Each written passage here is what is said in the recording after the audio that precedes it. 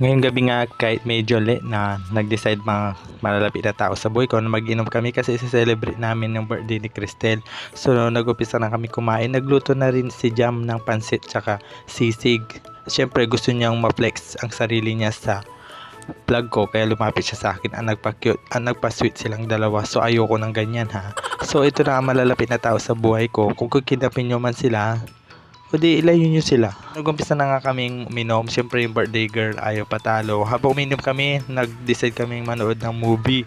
Kasi medyo naboboring na kami. Kasi wala talaga akong kwento ngayon. Kasi masaya yung puso ko. Charot lang. So, siyempre, ipeflex ko rin si Tiny na gusto niya makita sa vlog ko. At sabi niya, request niya daw na wag ko siyang bilisan yung pagsasalita ko para hindi daw niya ako habulin. Aso lang naman talaga yung maabot sa akin. So, ito na yung naging pulutan namin, sisig tsaka pansit. Siyempre ayaw nilang, so may siyempre di ako nagpaulit, tinikman ko agad